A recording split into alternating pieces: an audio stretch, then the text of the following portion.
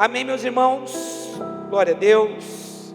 O tema da palavra de hoje é o vale da decisão. Abra sua Bíblia em Joel capítulo 3, versículo 14. Joel capítulo 3, verso 14, que diz assim: multidões, multidões no vale da decisão, porque o dia do Senhor está perto no vale da decisão. A descrição do texto de Joel, quando você lê todo o texto, você percebe que o texto está falando da volta de Jesus, quando ele vai pisar a terra. A volta de Jesus propriamente dita, que vai acontecer lá em Jerusalém. E aqui o vale da decisão é o vale de Josafá, ou conhecido também como o vale do Armagedon. Mas esse texto ele é profético também para nós, não no aspecto escatológico, porque no aspecto escatológico isso aqui se aplica a Israel. Mas nós estamos vivendo um momento de decisão. Nós estamos diante do vale da decisão agora também, eu e você. Nós estamos em meio a uma pandemia que é mundial. Isso é um fato. Mas nós estamos também percebendo que em tudo que está acontecendo, tudo que está acontecendo vai convergir para a volta de Jesus. E esse momento é um momento em que os corações estão sendo colocados à prova. Esse é um momento que muitos de nós estamos sendo peneirados. Esse é o momento da decisão. Qual a sua decisão diante de tudo que você está vendo? Porque a igreja precisa assumir o seu papel no momento da crise. Mas a pergunta que fica no ar é: nós de fato estamos assumindo o nosso papel como igreja? Nós somos de fato aqueles que creem? Nós somos aqueles que não acreditam no que está sendo dito? Quando eu digo não acredita, o seu coração não está preso e confiado nisso, mas o seu coração está confiado na palavra.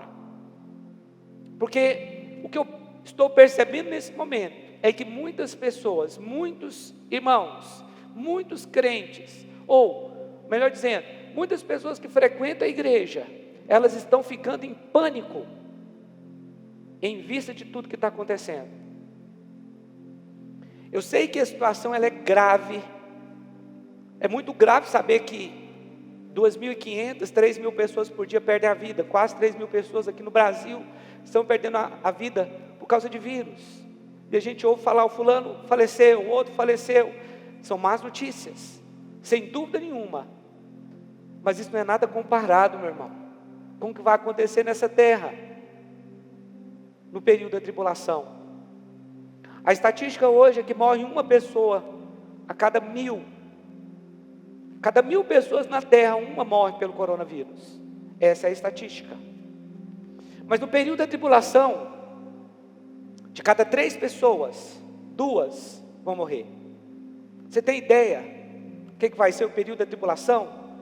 Eu não vou falar de escatologia aqui nessa manhã, mas eu quero dizer para você que o caos vai acontecer no período da tribulação. É por isso que nós estamos no vale da decisão.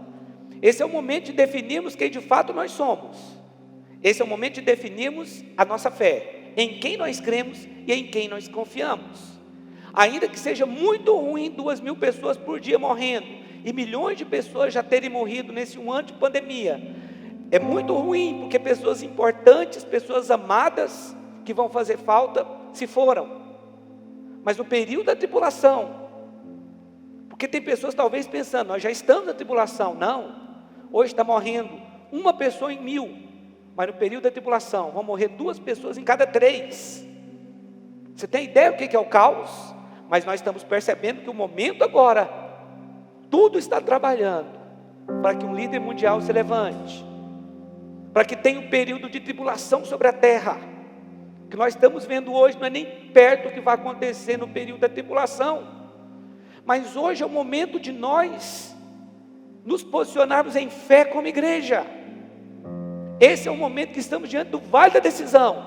Nós precisamos decidir de que lado nós estamos. Se nós vamos ficar sendo alimentados pela mídia, ou se nós vamos ser alimentados pela palavra de Deus.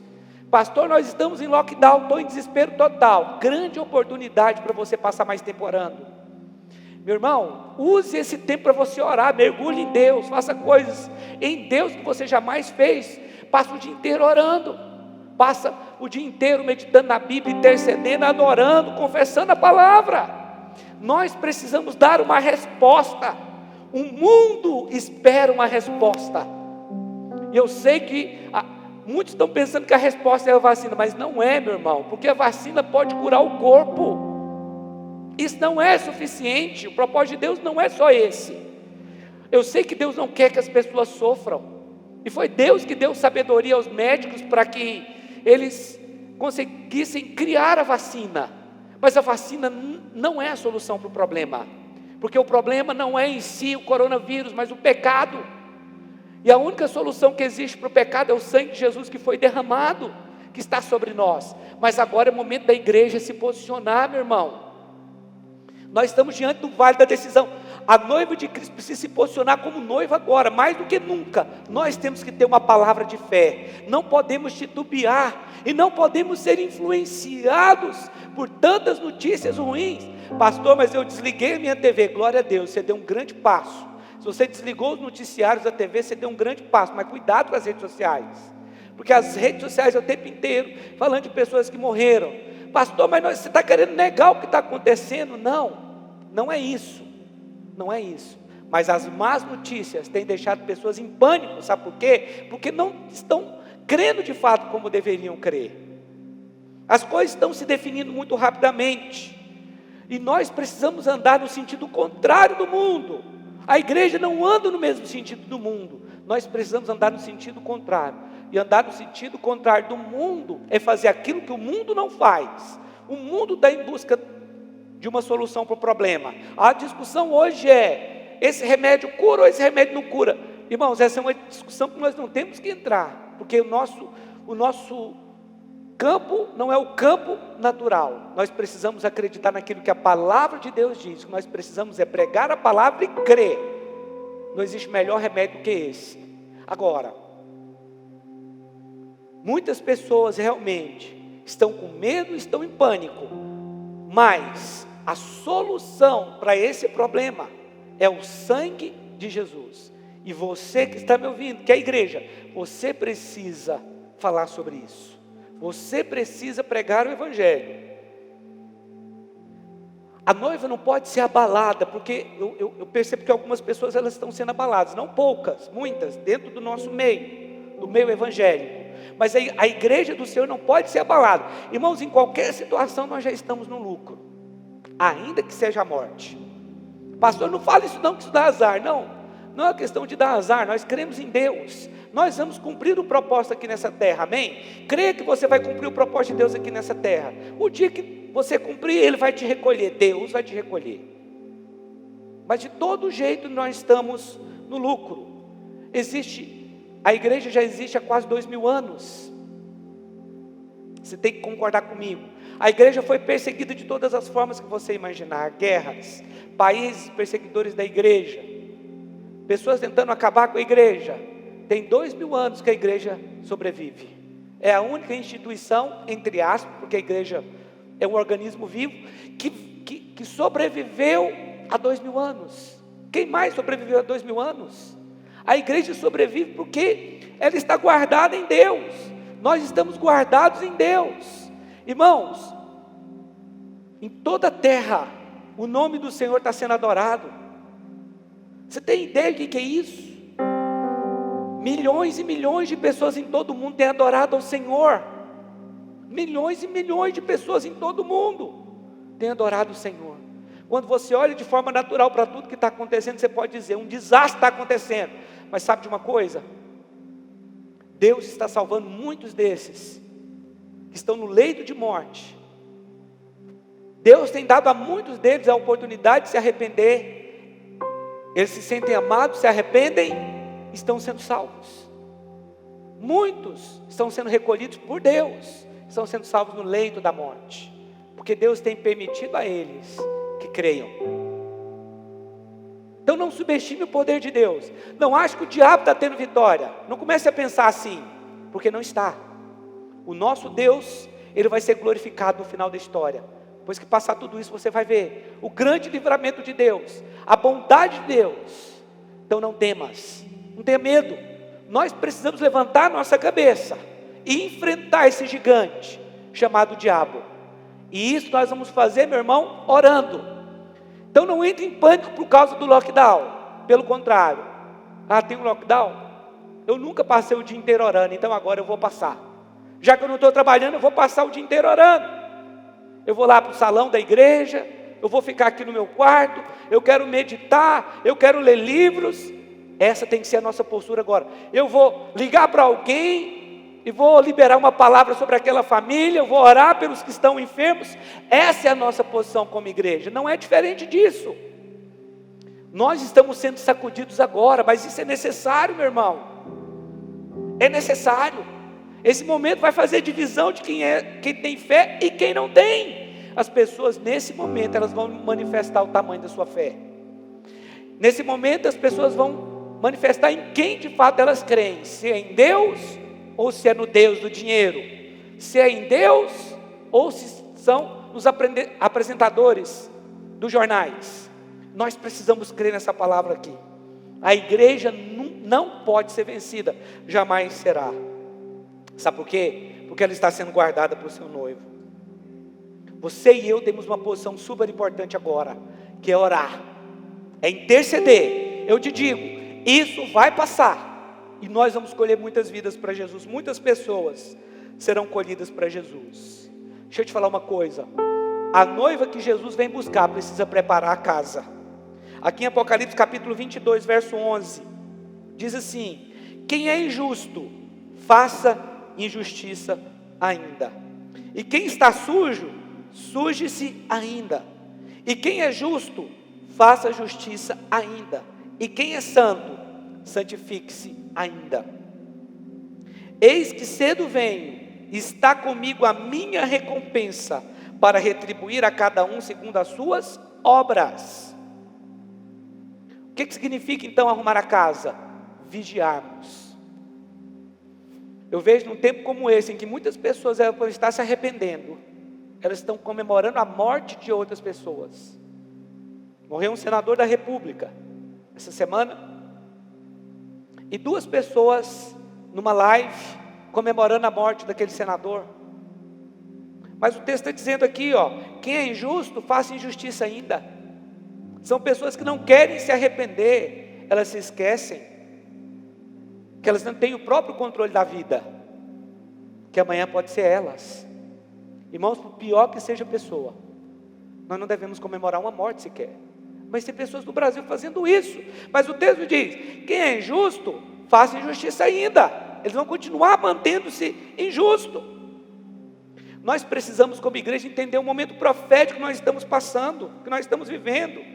Então vigiar, arrumar a casa, significa andar em santidade, é interceder, é nos colocar na brecha, uma vez que a oração tem poder, meu irmão, e muito poder. Nós temos poder de reverter essa situação através da oração. Infelizmente, no momento de dor, no momento de tristeza para tantas pessoas, outros estão comemorando. Mas a Bíblia está dizendo: quem é injusto, faça injustiça ainda. E quem está sujo, suje-se ainda. Quantas pessoas estão no pecado e continuam no pecado? O que a gente vê é que festa sendo feita no momento que não é para fazer festa. As pessoas estão fazendo festa no momento que não é para fazer. E quem é justo, faça justiça ainda, permaneça justo, permaneça na fé. E quem é santo, santifique mais ainda. Então agora o que a Bíblia está falando é: santifique-se mais ainda, arruma a casa. Você quer santo? Você que é crente, então agora você vai orar. Não está no lockdown? Ora. Vai lá, fica 8 horas, 10 horas, 12 horas, vai jejuar, faz o que você nunca fez. Pastor, eu não estou acostumado com isso. Pois é, eu também não estava antigamente.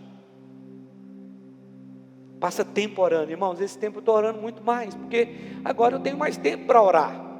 Eu vou orar mais. Eu quero orar mais, eu gosto de orar mais. Quem é santo, se santifique mais ainda.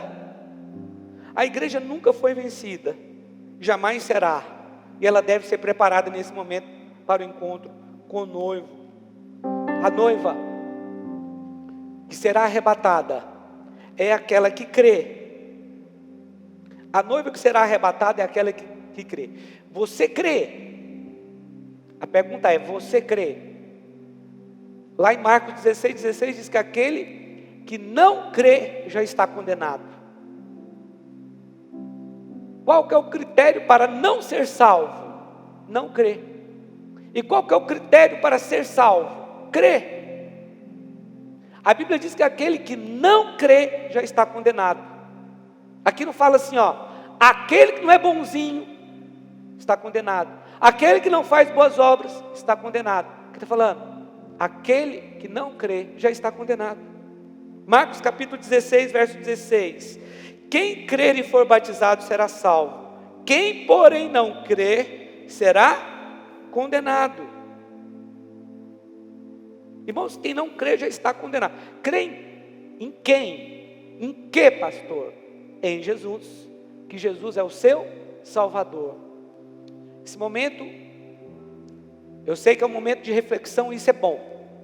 Nós temos que fazer uma reflexão sobre a nossa vida. Não somente da nossa fé, porque nós temos que crer, mas do que nós estamos fazendo com o talento que Deus nos deu. Nós temos que avaliar se estamos de fato cumprindo o propósito de Deus ou não. E deixa eu te falar uma coisa: mesmo que você não esteja cumprindo o propósito de Deus, se você crer, você está salvo. Pastor, mas eu não acredito nisso. Irmãos, muitos vão para o céu sem ter cumprido o propósito de Deus. É por isso que lá no céu vai ter galardão. E a Bíblia diz que uns vão ter o galardão e outros vão perder. É porque aqueles que perderam é porque não cumpriram o propósito, ainda que eles creram e foram salvos. Mas você precisa cumprir o seu propósito. Nós precisamos cumprir o nosso propósito aqui. Pastor, o que você quer dizer com isso? Só os que têm fé vão sobreviver, meu irmão, a esse mundo mau, a esse momento. Só os que têm fé. Pastor, você não está com sua fé abalada? Não, eu não estou com minha fé abalada. Graças a Deus não estou. Só os que têm fé vão sobreviver e vão passar por esse momento. Quando eu digo sobreviver, não é sobreviver ao vírus, não. É porque nós estamos sendo atacados. A nossa fé está querendo ser abafada pelas más notícias. Se você fica ouvindo más notícias, vai abafar a sua fé, e pode até arrancar a sua fé. Você pode até começar a pensar que Deus é mau, que Deus é culpado pelas mortes que estão acontecendo. Ainda que haja permissão de Deus pelas mortes que estão acontecendo, muitos estão se convertendo no leito de morte. Mas ainda que não tivesse, eu quero te dizer uma coisa: muito mais são os que Deus livrou do que os que estão morrendo. Você tem ideia de quantos milhões de pessoas no Brasil pegaram o coronavírus? A estatística aí está falando, não sei, eu acho que 7 milhões. 7 milhões que fizeram o teste. Irmãos, mas tem muito mais. Eu acredito que mais da metade da população brasileira já teve o Covid. Você imagina quantos livramentos o Senhor deu? Quantas pessoas o Senhor está revertendo de morte lá no hospital, na UTI? Quantas pessoas Deus está levantando do coma? Isso só mostra o quanto Deus é bom. Isso só mostra o livramento que Deus está dando para tantas pessoas, meu irmão. Agora, existe sim uma ação demoníaca para abafar a fé. Somente os que creem vão conseguir sobreviver a esse momento. Estava falando com a Poliana aqui, que quando começou o lockdown em março do ano passado, veio um clima de tristeza sobre a nação. Você olhava na rua, você não via casa, você não via pessoas, todo mundo em casa. Agora não está assim. Porém existe agora um pânico generalizado. Não é tristeza, é pânico. As pessoas estão em pânico, com medo de morrer. Meu querido irmão, nós somos da fé. Nós precisamos confiar no que está escrito aqui. Quem porém não crer será condenado. Você precisa crer. Cadê sua confiança em Deus? Pare de ficar entrando em Facebook, Instagram e vendo notícias de morte de gente não tem. Para com isso. Isso não vai impedir você de saber que pessoas morreram, nem de que há pessoas graves. Mas pelo menos você vai tomar uma decisão de meditação bíblica, de leitura da palavra de Deus. E ali você vai sendo alimentado pela palavra. Deus vai te alimentando, vai te fortalecendo. Porque sabe de uma coisa? Muitas pessoas estão ficando doentes mentalmente falando. A saúde mental das pessoas estão sendo abaladas por causa de tantas notícias ruins. Mas são pessoas que se alimentam mais das mídias sociais e da TV do que da palavra. Ela vai começar a ver coisas, vai supervalorizar o problema. Nós precisamos mais do que nunca ler a Bíblia. Irmãos, a minha fé não foi 1 milímetro abalada com tudo que está acontecendo. Pelo contrário, eu só estou vendo o cuidado de Deus em tudo isso. Mas eu vou te falar uma coisa. Eu passo tempo com Deus orando. Como isso tem sido bom para a minha mente. Como isso está sendo bom para a minha saúde mental. Como isso está sendo bom para o meu coração. Eu continuo crendo do mesmo jeito. Mas isso depende de um relacionamento que você precisa ter com Deus. Porque quando você se aproxima de Deus, você confia. Quanto mais você ora, quanto mais perto de Deus você está, quanto mais você se relaciona com Deus, mais saudável você vai ficar em todos os aspectos da sua vida. Mais fé você vai ter, mais saúde mental você vai ter, mais saúde no seu corpo você vai ter. Então, é lockdown, então dê uma resposta. Não fique na sua casa. Dê uma resposta. Ora, medita na Bíblia, vá adorar a Deus. Esse é um tempo de todos nós juntos posicionarmos, irmãos. Eu creio que a igreja nunca orou como está orando agora, mas isso é bom. Pessoas em todo o mundo. E quando a igreja se levanta em uma só voz, Deus ouve a nossa oração. Preste atenção. Quando nós nos levantamos para orar, meu irmão, não tem placa de igreja. Placa de igreja não vale nada. Não importa se você é da Assembleia de Deus, se você é da Deus e Amor, se você é da igreja cristã evangélica, é da Fonte da Vida, é da igreja Orvalho, é da Videira. É a igreja que levanta para orar. Só aqueles que são igreja vão levantar nesse momento. Vão jejuar, vão orar, e essa é a nossa posição. Não pode ser diferente. A noiva será arrebatada. É a noiva que crê. Olha, não sei o que você pensa a respeito da salvação, mas a salvação não é uma questão de ser bonzinho, nem de loteria. Você sabe, não sei se eu estou salvo, talvez eu esteja, talvez não. Alguns pensam, se eu fiz coisas boas, talvez eu esteja salvo. Não, quem não crê já está condenado. Se você pensa assim, você está condenado, você não está salvo. Pastor, mas eu estou olhando para as minhas obras aqui, eu não estou vendo coisa boa, não.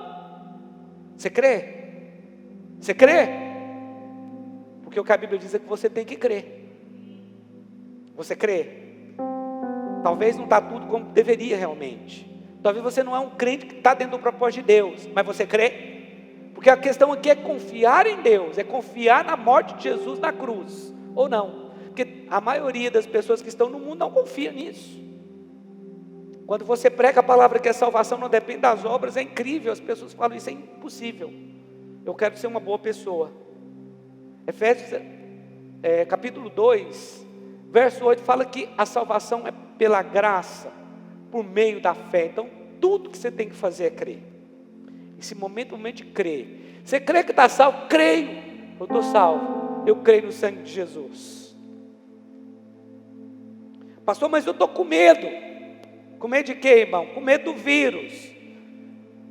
Olha, levante-se em oração e intercessão.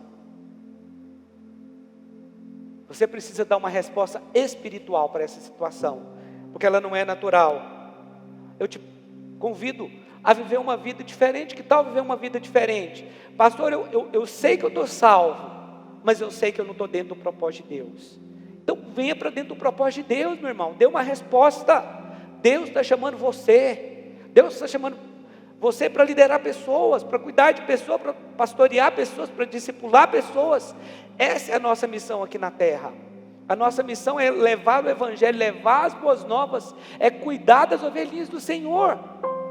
Jesus fez uma pergunta para Pedro: Pedro, tu me amas? Ele disse: amo. E Jesus falou: cuida das minhas ovelhas. Jesus está falando o seguinte: quem me ama, cuida das minhas ovelhas. Então esse é o chamado que Deus tem para você. Talvez você está preocupado com um grande propósito, realizar coisas grandes no mundo, mas eu te digo, tudo que Deus quer é cuida das ovelhinhas dele. Não, pastor, mas Deus não quer que eu seja um pregador de multidão. Não, Ele não está preocupado com isso, não. Nem quer fazer de você uma pessoa famosa. Não, essa não é a preocupação de Deus. A única coisa que Jesus falou para Pedro foi: apacenta as minhas ovelhinhas. Por que Jesus falou aquilo? Porque aquilo era a coisa mais importante. Então, estar dentro do propósito é ter disposição de cuidar de outras pessoas que precisam. É anunciar o Evangelho e ganhar vidas, trazer essas pessoas, cuidar delas, ouvi-las, orar por elas. Esse é o propósito, irmão. Nós temos o propósito aqui de cuidar das ovelhinhas do Senhor. O que você está fazendo? Eu quero convidar você principalmente os homens que estão me ouvindo aqui agora. As irmãs eu sei, que elas respondem até melhor do que os homens, mas os homens que estão me ouvindo, que são cabeça da sua casa, respondam ao propósito de Deus, ao chamar de Deus para você. Esse é o tempo, esse é o tempo. Vamos apressar a vinda de Jesus. A vinda de Jesus está vinculada a isso, até quando completar a plenitude do número dos gentios. Quando se completar o número dos gentios que serão salvos, Jesus volta.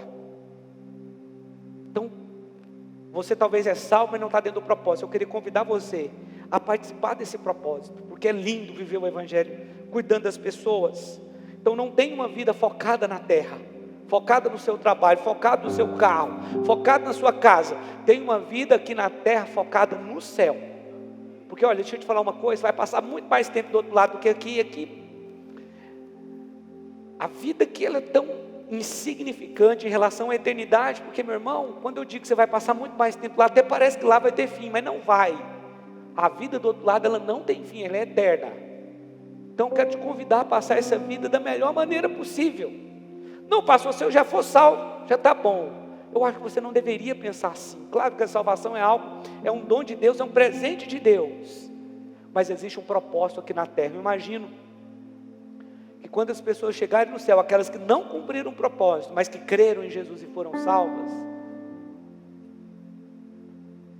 ela não vai passar um minuto sem que ela tenha se arrependido da vida que ela viveu aqui. O pastor Rick Warren, ele fala isso em um dos livros dele, Uma Vida com Propósito. E eu fico pensando nessa frase do pastor Rick Warren, e realmente as pessoas vão chegar no céu, e elas vão falar: meu Deus, por que eu gastei a minha vida com coisas tão fúteis? Por que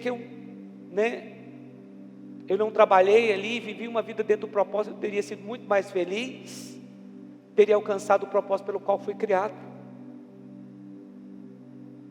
A noiva que Jesus vem buscar é uma noiva pura e gloriosa. Sabe de uma coisa, meu irmão? Sabe qual é a noiva que Jesus vem buscar? A noiva que tem expectativa pelo casamento, a noiva que tem expectativa pelo encontro com o noivo. Essa é a noiva que Jesus vem buscar. Então deixa eu te falar uma coisa. Nós como igreja, como noivo de Cristo, nós temos que ter expectativa de conhecer o noivo, de ver o noivo, de casar com o noivo. Nós temos que ter a expectativa de que o noivo venha nos buscar e nos levar para a nossa casa. Toda noiva tem essa expectativa. Já viu aquele ditado que quem casa quer casa? Esse é um ditado popular, mas é um ditado que tem tudo a ver com a palavra de Deus. Porque a Bíblia diz: deixará o homem a sua família, pai e mãe, e unir-se à sua esposa. Ele tem que ir para um outro lugar. Tem muito casamento que dá errado porque as pessoas casam, mas elas continuam na casa dos seus pais. Quando Jesus vier nos buscar, Ele vai nos levar para a nossa casa verdadeira, e nós temos que estar ansiosos por isso, na expectativa. A noiva que Jesus vem buscar é essa que tem a expectativa. A noiva que Jesus vem buscar é uma noiva que tem relacionamento, intimidade. Não existe casamento sem intimidade. Não existe casamento sem uma aliança. Você precisa desenvolver um relacionamento com Jesus agora. Essa é a noiva que Ele vem buscar. Desenvolva um relacionamento com Ele. Tenha expectativa da volta dEle.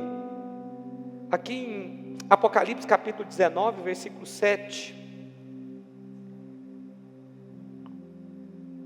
Diz assim: alegremo-nos e exultemos e demos-lhe a glória, porque são chegadas as bodas do Cordeiro, cuja esposa a si mesmo já se ataviou, pois lhe foi dado vestir-se de linho finíssimo e resplandecente e puro, porque o linho finíssimo são os atos de justiça dos santos. Por que nós oramos? Porque nós temos um relacionamento com Deus, porque nós sabemos que já fomos por Ele perdoados. Pastor, por que nós temos que orar? Orar vai trazer a minha salvação? Deixa eu te falar uma coisa, orar vai te manter de pé em momentos como esse, que muitos estão sucumbindo, achando que Deus é mau, ou porque perdeu alguém, estão deixando a fé, abandonando a fé. Por que abandonaram a fé? Porque não houve um relacionamento. Quando não há um relacionamento, as pessoas caem diante do pecado, porque elas não conhecem a Deus. Por isso o relacionamento com Deus é tão importante, porque Ele vai te manter de pé em momentos como o de agora, momento de crise mundial, mas você não vai estar em crise, por causa da sua fé. Você vai ter uma fé inabalável, porque você desenvolveu um relacionamento com o noivo, e você sabe, eu sou a noiva de Cristo, e quem protege a noiva de Cristo é Cristo. Jesus é quem nos protege, Ele é o nosso protetor, Ele é o protetor da noiva. Por isso, momentos como esse, não em momentos como esse, por isso nós temos que desenvolver um relacionamento com Deus. É para um momento como esse, para um tempo como esse, um tempo de provas, um tempo que a gente está vendo tragédias acontecerem, nós estamos firmes na fé, porque temos um relacionamento de confiança. Olha, a noiva que Jesus vem buscar é essa noiva que teve um relacionamento, que passou pelas provações, porque muitos estão morrendo espiritualmente nessa hora, estão fazendo perguntas que não deveriam ser feitas. Elas só estão vendo o que a mídia mostra, o que o diabo quer mostrar, mas elas não estão vendo o livramento que Deus está dando para tantas pessoas agora. Agora olha só, qual é o aspecto da noiva que Jesus vem buscar? Aqui fala que é uma noiva, olha só, alegremo-nos e exultemos. Então a noiva que Jesus vem buscar é uma noiva alegre, feliz, exuberante, e demos-lhes a glória, porque são chegadas as bodas do Cordeiro, a festa de casamento, cuja esposa a si mesmo já se ataviou. O que é isso? Toda noiva, quando ela vai se casar, ela se torna ali, naquele primeiro momento, o centro das atenções. Ela está ataviada, ela se prepara para aquele momento. As pessoas ficam de pé na cerimônia de casamento quando a noiva entra, porque ela está bonita, ela está toda ataviada ali. É uma noiva preparada, ela tem expectativa pela entrada no salão, naquele casamento. O que é ser uma noiva ataviada? É ser uma noiva bonita, uma noiva que tem uma expectativa imensa por aquele momento do encontro ali com o noivo. Ela precisa estar na expectativa de encontrar com o noivo ali, porque será o casamento. Ela vai colocar brincos, o seu vestido vai estar impecável, a sua roupa, o seu cabelo, talvez com uma tiara. Então essa é a noiva que Jesus vai buscar, aquela noiva ataviada, aquela que está preparada. Ele não vai buscar uma noiva descabelada, feia. Não vai, não é essa noiva que ele vai buscar. Uma noiva que está desapercebida, que não sabe o que está acontecendo, não. No momento do casamento, ou os dias que precedem o casamento, são dias de extrema expectativa para a noiva. Para o noivo também, mas especialmente para a noiva. É um momento de muita expectativa. E não pode ser diferente agora, porque Jesus está voltando. Nós temos que estar ataviados, preparados, arrumados, cabelo penteado, bonitos. Você e eu. Olha só, aqui diz que a si mesmo se ataviou. Isso tem um significado tremendo. A noiva decidiu se preparar para o noivo. E como é isso, pastor? Através de um relacionamento. Através de um relacionamento com Deus. Esse se ataviou aqui é se preparar, se arrumar, se adornar. Essa responsabilidade é nossa. Eu que tenho que me preparar para esse encontro. Isso acontece quando eu tenho um relacionamento com Deus. Mas como nos ataviar? Aqui diz que é com linho fino, resplandecente e puro. Eu tomo a decisão de me ataviar, mas quem me dá a vestimenta é Cristo. É Ele que me dá o linho fino e puro. O que é isso, pastor? Porque talvez você pensa, que aqui está dizendo que o linho fino e puro são os atos de justiça do homem, né? E realmente é. Mas nós precisamos entender aqui que essa roupa de linho fino que foi nos dada, essa vestimenta, ela foi dada por Deus. Você tem que pegar essa roupa e se vestir, para você estar vestido adequadamente para esse casamento. Mas muitos não querem vestir agora a roupa que o Senhor quer dar. Nós decidimos pegar essa roupa e vestir, mas muita gente não quer essa roupa. O linho finíssimo foi dado por Deus, e são os atos de justiça dos santos.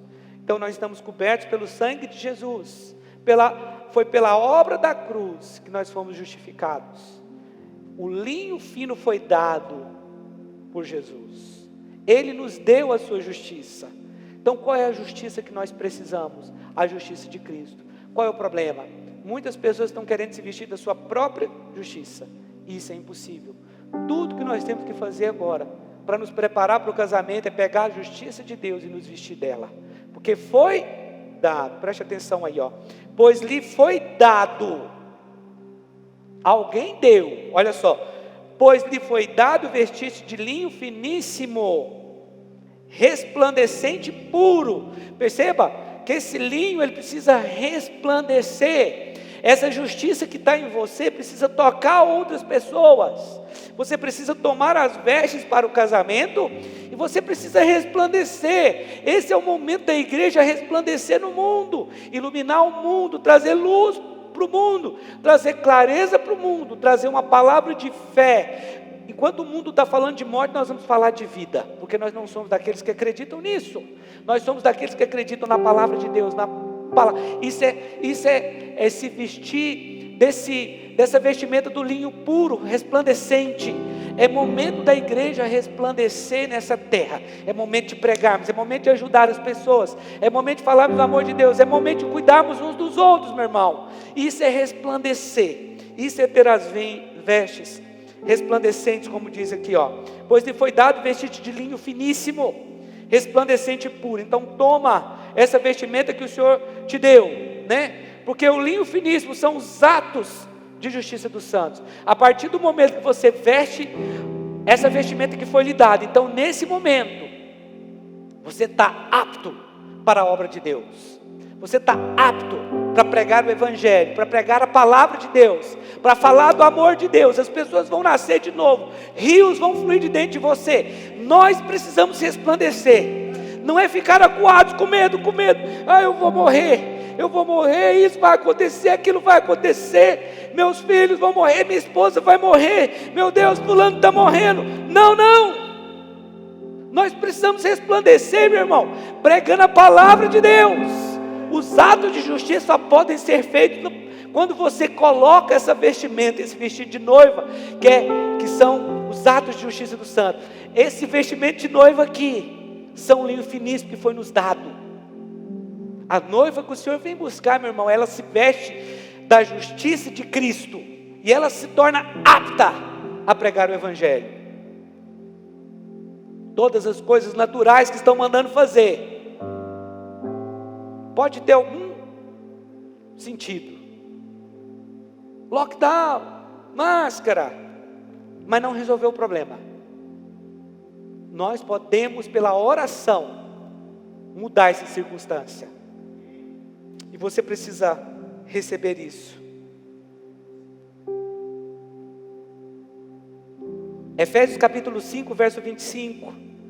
Maridos, amai a vossa mulher como também Cristo amou a igreja, e a si mesmo se entregou por ela, para que a santificasse, tendo-a purificado por meio da lavagem da água pela palavra, para apresentar a si mesmo Igreja gloriosa, sem mácula nem ruga, nem coisa semelhante, porém santa e sem defeito. A igreja que Jesus veio buscar, ela é gloriosa. Gloriosa é o mesmo sentido aqui de resplandecer. Todos podem ver a glória dessa igreja, da noiva que Jesus vai buscar. Quando uma noiva ela vai para o casamento, ela se preocupa, a coisa que ela mais se preocupa é com a sua vestimenta. Olha só, aqui está falando sobre isso. Para verso 27, para apresentar a si mesma igreja gloriosa, sem mácula, nem ruga, nem coisa semelhante, porém santa e sem defeito. Eu sei que existem casamentos aqui no nosso contexto de pessoas que são mais velhas, 50 anos de idade, mais. Pode existir alguém que vai casar com isso, mas normalmente as pessoas, a noiva que se casa, ela não tem ruga. Ela entra para se casar com um vestido impecável, com as suas vestimentas todas alvejadas, brancas. Ela entra de forma pura ali, irradiante. Aqui diz que Cristo se entregou pela igreja e a purificou. Essa palavra gloriosa é a palavra endoxos, que significa de alta reputação, ilustre, honrável, estimável. Preste atenção, foi disso que a palavra falou aqui. Essa é a igreja que Jesus vem buscar, uma igreja que tem uma reputação excelente, uma alta reputação, uma noiva honrável, estimável, que alguém olha e fala, aquele cara está ganhando um presente casar com aquela mulher lá. Essa é a igreja que Jesus vai buscar, essa igreja gloriosa, né? Aqui está falando sem mácula, a palavra sem mácula, a palavra mácula aqui é espilos, que significa mancha, deformidade moral. A igreja que Jesus vem buscar é essa. É uma igreja que não está manchada pelo pecado, porque ela se vestiu da justiça de Cristo. Ela crê no que Jesus fez na cruz. Ela não tem deformidade moral, porque ela é alguém que anda com Deus, que crê na palavra de Deus. Sem rugas, essa palavra aqui não tem tradução para ela, é rugas mesmo, envelhecida. A palavra que aqui está falando que Jesus vem buscar uma igreja linda, uma igreja bonita, não envelhecida, não ultrapassada, porém santa. A palavra santa aqui é agios, que significa santo, separado, e sem defeito. A palavra aqui é amomos, no grego original, que significa moralmente sem defeito. Esse momento, meu irmão, é o momento de nós olharmos para a cruz, para aquilo que Jesus fez por nós. Para encerrar, lá em Números capítulo 21, conta a história, a partir do verso 4, conta a história do povo quando estava no deserto. Eles tiveram que rodear a terra de Moabe, eles ainda não tinham entrado na terra prometida, e eles começaram então a murmurar contra Deus. Aquele povo murmurava muito contra Deus. Deixa eu te falar uma coisa, nós somos a igreja do Senhor, nós temos que declarar a palavra de Deus, não murmure, declare a palavra, amém? Declare a palavra a respeito da salvação da sua família, declare a palavra a respeito dos seus negócios, em tudo, declare a palavra. Mas aquele povo murmurava, eles eram murmuradores, mesmo tendo experimentado tantos problemas, tantos milagres. Eles passaram no deserto e viram muitos milagres, mas mesmo assim era um povo duro de coração. E eles foram murmurar contra Deus, e naquele dia serpentes saíram daquele lugar e começaram a morder, a picar aqueles homens maus que estavam murmurando contra Deus. E eles começaram a morrer, e muitos morreram ali. A Bíblia conta que 24 mil pessoas morreram por picadas de serpente. E eu, estudando sobre isso, eu fui buscar mais informações. Esse lugar onde aconteceu esse incidente até hoje é infestado de serpentes. Mas o interessante é que Deus não matou as serpentes, mas Deus criou um antídoto contra a picada da serpente. O diabo ele anda ao nosso derredor, ele quer armar ciladas para nós. E aí mandou que Moisés levantasse uma serpente numa haste no deserto, e quem olhasse para aquela haste era curado do poder do veneno da serpente. Deixa eu te falar uma coisa, não olhe para o Facebook, ele vai te deixar em pânico. Não olhe para o Instagram, ele vai te deixar em pânico. Não olhe para os noticiários da TV, ele vai te deixar em pânico. O antídoto é olhar para a cruz. Olhe para a cruz. Quando eles olhavam para a cruz, eles eram curados daquele veneno mortal. Foi o pecado deles que atraiu as serpentes. Mas Deus falou com Moisés: vai lá e levanta uma serpente no deserto. O que significa aquela serpente ali? Significa tudo que está acontecendo agora. Porque olha só, quando você olha para a serpente, é estranho você olhar para uma serpente crucificada e achar que tem alguma coisa boa nisso. Mas quando aqueles homens olhavam para aquela serpente que estava sendo crucificada, que foi ali colocada numa haste, eles estavam olhando não para a derrota de Jesus na cruz, mas para a derrota do diabo na cruz. Porque a cruz foi uma derrota para o diabo. O diabo é que foi derrotado quando Jesus morreu. Foi Jesus quem morreu, mas quem foi derrotado foi a serpente. Talvez você olhe para tudo que está acontecendo agora, e o que você está vendo é uma serpente numa haste. Eu quero te dizer, é isso que está acontecendo agora. Tudo que está acontecendo aqui, o diabo vai ser envergonhado.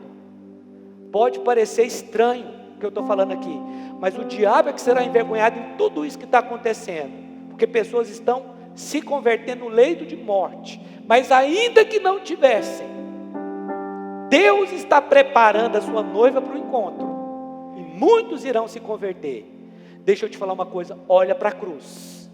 Quando você olha para a cruz, você vê que o diabo é que foi condenado naquela cruz.